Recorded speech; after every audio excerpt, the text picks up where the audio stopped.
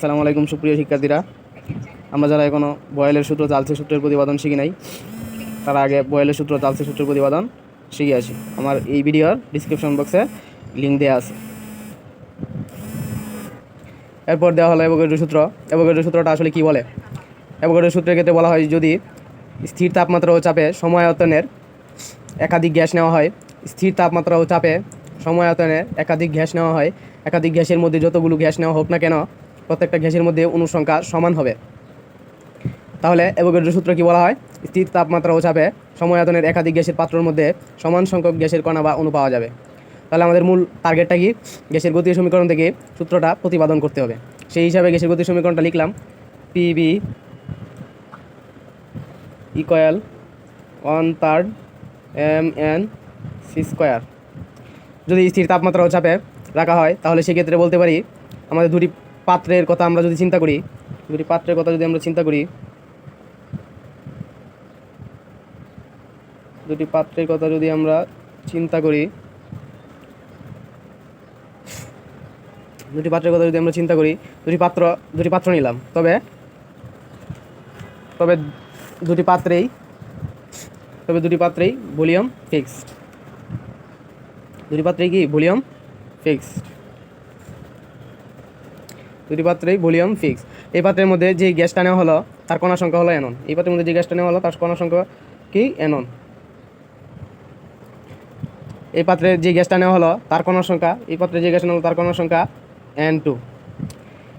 এটা যদি আমার এ পাত্র হয়, এটা যদি আমার এ পাত্র হয় আর এটা যদি আমার বি পাত্র হয়, তাহলে এ পাত্রের গ্যাসের যে কণা, এ পাত্রের যে গ্যাসের যে কণা নেওয়া হয়েছে সেটা যদি এনন হয়, এটা যদি এনন হয়, বি পাত্রের গ্যাসের যে কণা নেওয়া হয়েছে সেটা যদি N2 হয়, এ পাত্রের মধ্যে গ্যাসের কণার ভর হবে, এ পাত্রের মধ্যে গ্যাসের কণার ভর হবে কত হবে?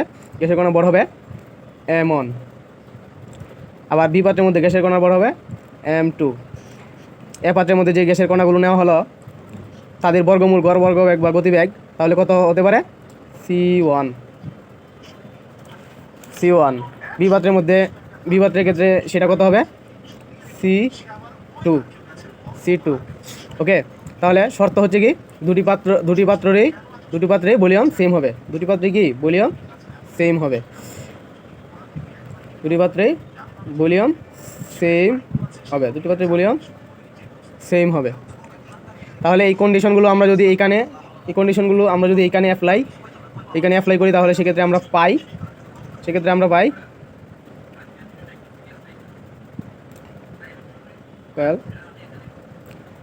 1/3 M1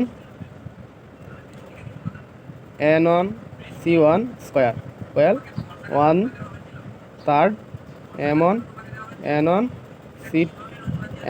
M2 N2 C2 square.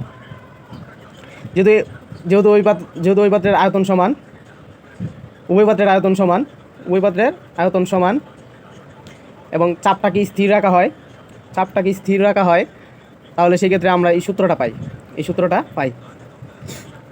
এখান থেকে আমরা যেটা দেখি,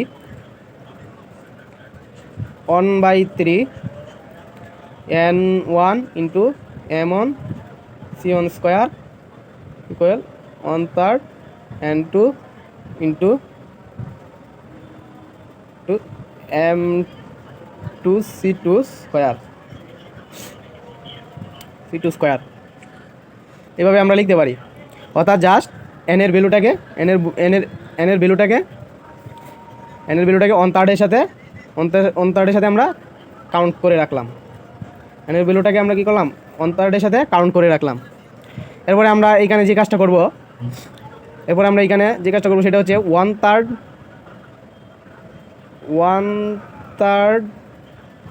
N1 into half M1 C1 square equal 1/3 N2 into half M2 C2 square. অর্থাৎ উভয় পাশে আমরা হাফ দিয়ে মাল্টিপ্লাই করে দিলাম, ওই পাশে আমরা হাফ দিয়ে মাল্টিপ্লাই করে দিলাম। হাফ দিয়ে যদি মাল্টিপ্লাই করে দিই, এখানে আমরা একটা সূত্র চলে আসছে, আমাদের এখানে একটা সূত্র চলে আসছে, half MC square, half MC square. আমরা জানি স্থির তাপমাত্রা ও চাপে সময়তনে একাধিক পাত্রে অণুর সংখ্যা সমান। স্থির তাপমাত্রা ও চাপে সময়তনের একাধিক পাত্রে যদি অণুর সংখ্যা সমান হয়, তাহলে এই যে আমরা আমাদের ইকুয়েশনটা সূত্রটা পাই, হাফ এমসি স্কোয়ার।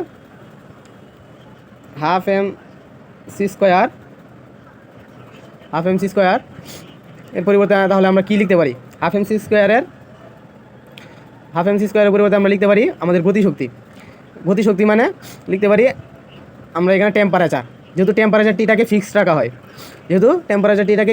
রাখা হয়, তাহলে সেক্ষেত্রে আমরা বলতে পারি half m c one square, half M two C two square. এই পুরো রাশিটা কী হিসাবে কাজ করবে? ফিক্সড হিসাবে কাজ করবে। পুরো রাশিটা ফিক্সড হিসাবে কাজ করবে। আমি আবারও বলি, আমাদের ডাল্টনের আংশিক চাপ সূত্রের মধ্যে আমরা দেখতে পাই, অ্যাভোগাড্রো সূত্রের মধ্যে বলা হচ্ছে কি, স্থির তাপমাত্রা ও চাপে সময়তনের একাধিক পাত্র যদি নেওয়া হয়, তাহলে সেই পাত্রগুলির মধ্যে অণুর সংখ্যা সমান। যদি স্থির তাপমাত্রা ও চাপে তাপমাত্রাটাকে স্থির রাখা হলো, মাইন্ড ইট, এটা আমাদেরকে মনে রাখতে হবে। এরপর আমরা এইখানে যেটা পেলাম, half m one c one square, half M two C two square. তাহলে half m one c one square, half M two C two square, এগুলো হচ্ছে আমার জন্য গ্যাসের গতিশক্তি মানে হচ্ছে টেম্পারেচার, কারণ গতিশক্তি পরম তাপমাত্রার সমানুপাতিক। তাহলে গতিশক্তি মানে যদি টেম্পারেচার হয় এবং টেম্পারেচারটা যদি ফিক্সড রাখা হয়, তাহলে half M two C two square, এটা মানে যদি গতিশক্তি হয়, গতিশক্তি মানে যদি টেম্পারেচার হয়, টেম্পারেচার যদি স্থির হয়, গতিশক্তি স্থির। টেম্পারেচার যদি স্থির হয়, তাহলে গতিশক্তি স্থির। তাহলে এই রাশিগুলো কী হবে? স্থির। তাহলে এই রাশিগুলো স্থির হিসাবে কাজ করবে। তাহলে আমরা বলতে পারি আমাদের এই জায়গায় সূত্রটা হচ্ছে 1/3 N1 ইকুয়াল 1/3 N2।